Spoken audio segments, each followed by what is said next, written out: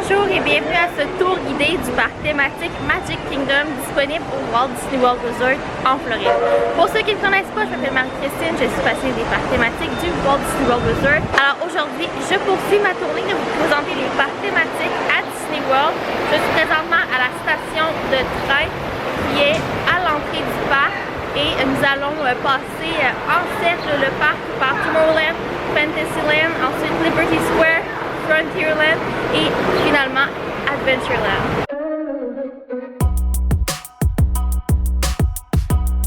Donc je vais débuter par vous montrer là, une vue d'ensemble du deuxième étage vers la station de train. Alors on peut embarquer par le train par ici. Il y a 3 arrêts dans le parc. On a Main Street, on a également près de Big Thunder Mountain et près de Dumbo. Alors je vais prendre les marches ici et je vais retourner à l'entrée du parc.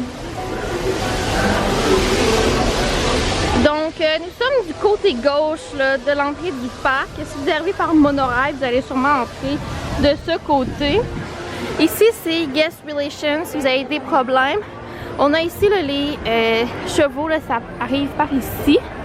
On a l'Emporium droit devant qui est une boutique qui va jusqu'au fond vers le château.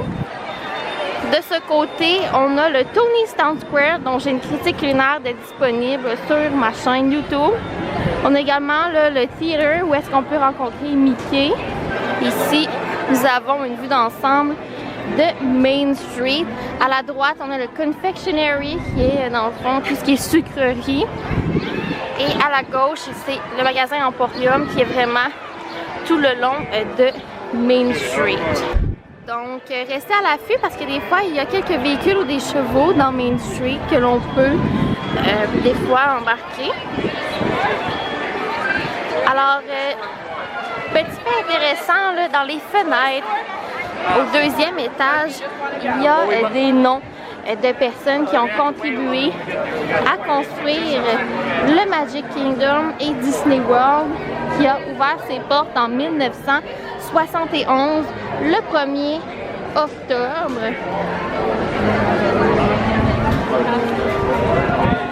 Donc, Main Street, c'est beaucoup des magasins, on a des boutiques pour acheter tout plein de trucs. Il y a également un Starbucks à la droite vers le Crystal Arts dans ce coin-là.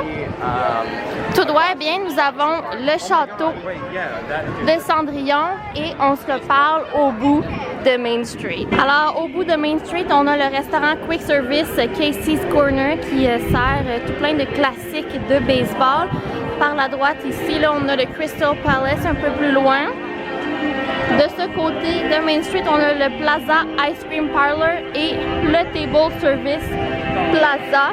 Alors, je vais poursuivre vers le Plaza pour vous montrer le Tomorrowland Terrace. Le Tomorrowland Terrace, c'est un quick service qui est seulement ouvert lors de périodes très populaires à Disney World. C'est l'endroit qui est utilisé lorsqu'il y a des parties de dessert avec les feux d'artifice. Donc c'est de là que vous allez regarder les feux d'artifice. À la droite, là, on a des salles de bain ici, il n'y a souvent pas d'attente. Je vais emprunter la gauche qui nous montre une belle vue du château. Et au premier pont, je vais tourner vers la droite pour me diriger vers Tomorrowland. Tomorrowland, dans le fond, c'est le vieux futur. Donc, on se place dans les années 50, on s'imagine le futur et ça ressemble à cela.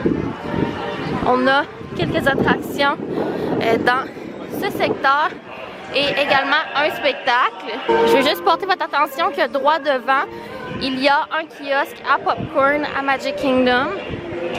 Donc, en voilà un où est-ce que vous pouvez remplir votre bucket. J'emprunte la droite vers Tomorrowland. Si vous voyez le petit train bleu là, qui se promène dans Tomorrowland, c'est le People Mover Transit Authority. C'est un manège d'environ 15 minutes et on a des vues d'ensemble de Tomorrowland et de Magic Kingdom. C'est super chouette. Je le vous recommande fortement. À la droite, on a le fameux mur mauve qui est populaire pour des photos. Alors, on entre dans Tomorrowland. Avant, c'était Stitch's Great Escape. Avant, c'était Alien Encounters. Et bien là, pour le moment, il n'y a pas d'attraction. Ça reste fermé. Et à la droite, ici, c'est le Laugh Floor. C'est l'attraction de Monsters Inc.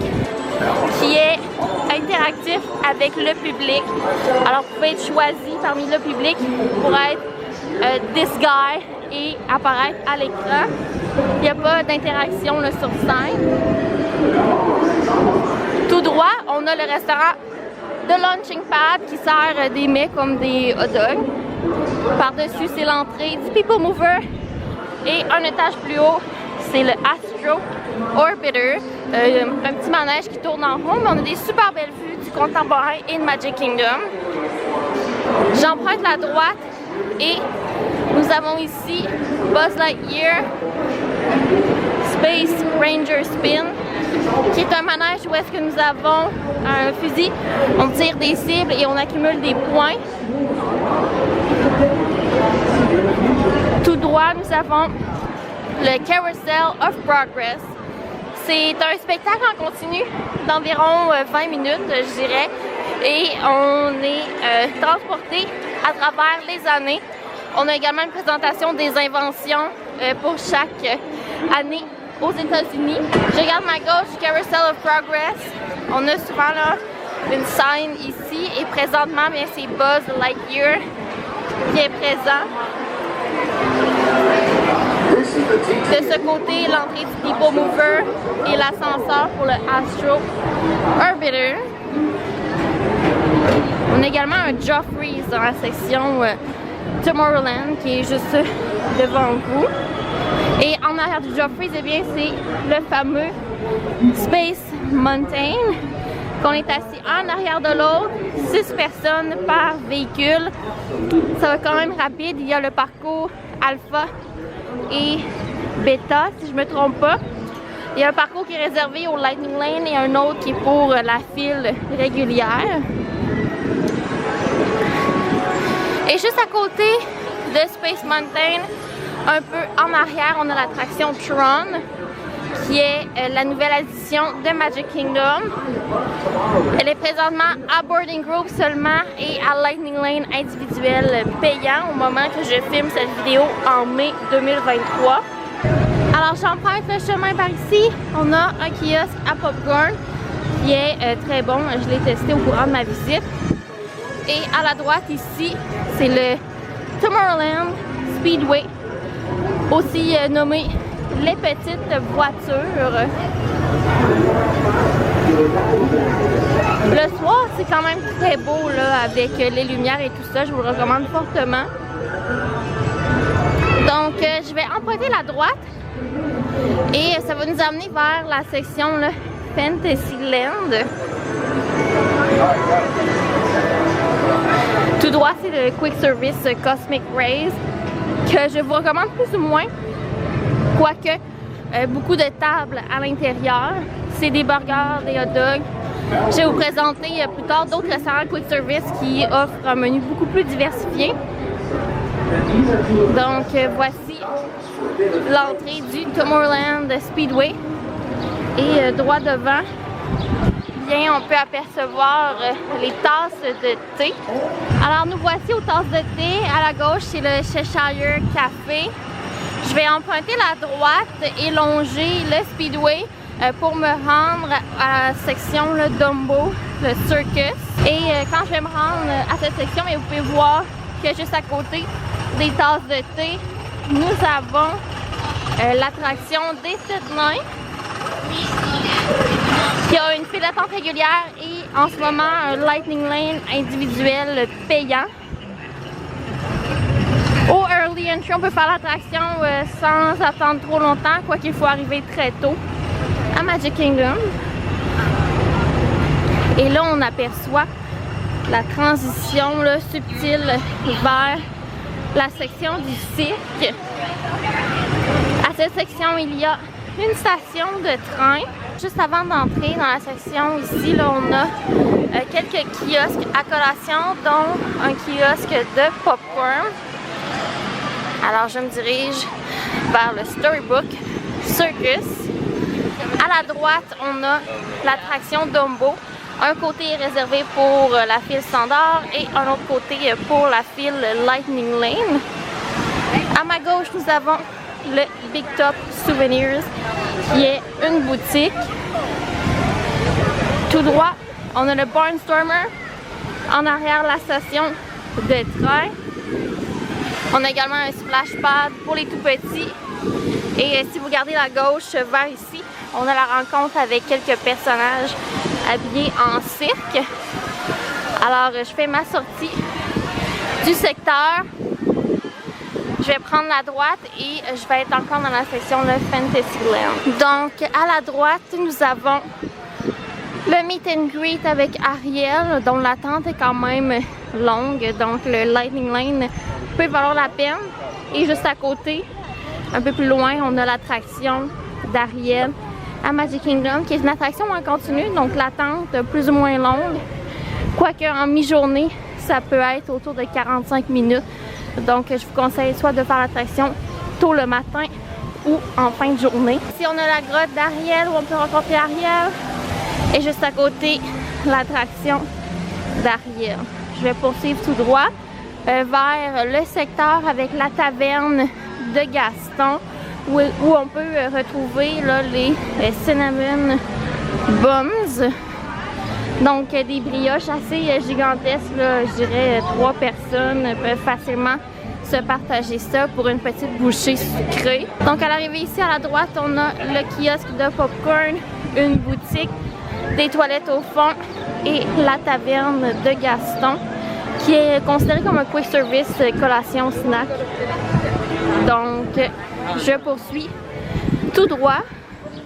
À la gauche, c'est l'attraction de Blanche-Neige.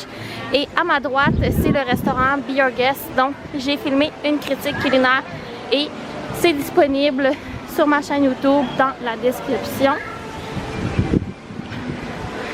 Je poursuis tout droit. Et à la droite, eh bien, c'est l'expérience Enchanted Tales with Belle. C'est un court spectacle avec Belle et il y a un peu d'interaction avec le public. Certaines personnes peuvent participer et on peut prendre une photo avec Belle à la fin. Donc, on arrive au cœur de Fantasyland, derrière le château. Donc, avant de m'aventurer plus loin, je fais part qu'à la gauche, c'est l'entrée de l'attraction des 7 nains. Et tout droit ici, c'est l'attraction de Winnie the Pooh. Donc, je vais prendre le passage là, ici. À gauche, là, on a le Friar's Nook, dont j'ai également une critique culinaire du restaurant. Juste à côté à la gauche, c'est pour prendre des photos avec les princesses. On a ensuite le château où il y a le table service Cinderella Royal Table. On retrouve ici le carrousel. Quelques personnages se promènent de temps en temps. Alors ici, nous avons la boutique Sir Mickey, le château, Bibbidi Bobbidi Boutique et ensuite Filler Magic. Je poursuis tout droit. On aperçoit le restaurant, le Pinocchio's Village House, dont je vais également laisser dans la description le lien vers ma critique culinaire du restaurant, assez standard comme quick service. On retrouve quelques flatbread, hot dog, chicken tenders et je vais prendre le chemin par ici.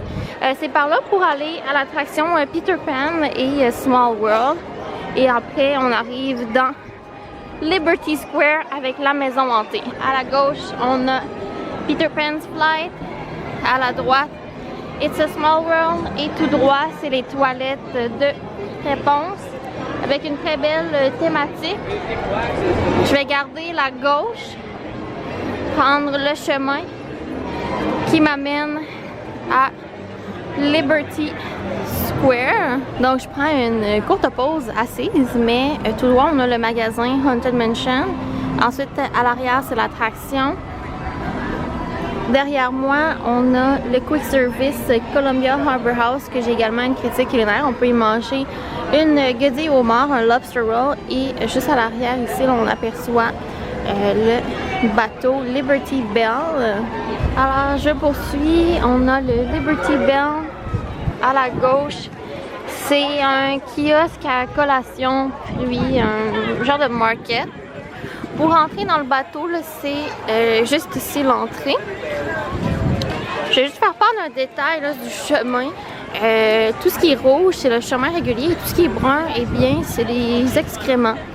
Puisque les Imagineers ici ont voulu vraiment représenter l'époque où est-ce que tout ce qui était nos toilettes et tout ça, eh bien, c'était jeté par la fenêtre dans la rue. Alors, on a vraiment une très belle représentation ici de l'époque. Donc, si je vais vers la gauche, je retourne vers le château.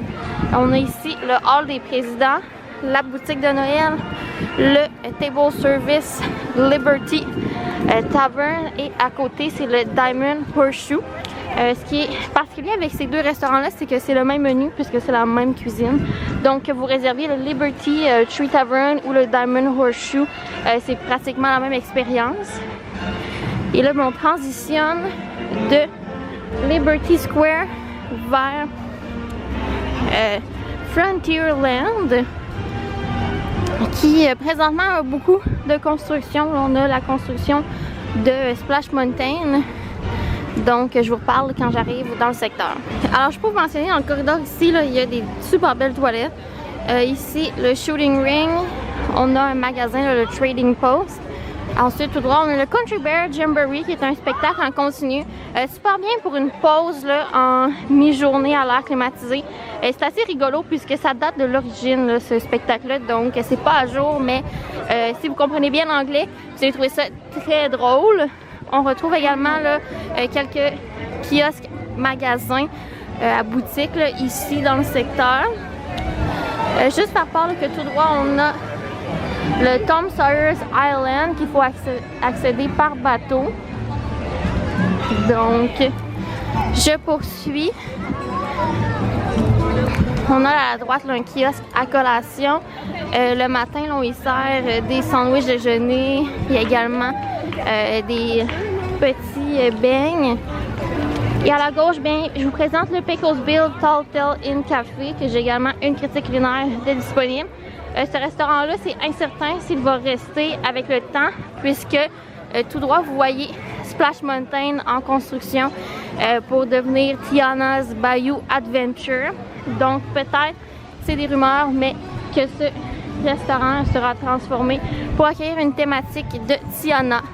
Je ne vais pas me diriger plus loin là, pour m'éviter des pas, mais on a l'ancien Splash Mountain et juste en arrière là, c'est la montagne russe Big Thunder Mountain. Picklesville a beaucoup de places assises, intérieures, extérieures. Si vous avez un lunch avec vous, je dirais qu'à l'extérieur, ça pourrait être un bon spot pour manger votre lunch que vous allez apporter avec vous dans le parc thématique. Je prends également le temps de mentionner que à côté de Splash Mountain, il y a comme un sentier ici qui est fermé et c'est de là que la parade débute. Tout ce qui est les chariots de parade, ils sont derrière Splash Mountain dans un abri. Si vous faites le tour Keys to the Kingdom Tour, vous allez derrière, backstage, voir les décors pour la parade.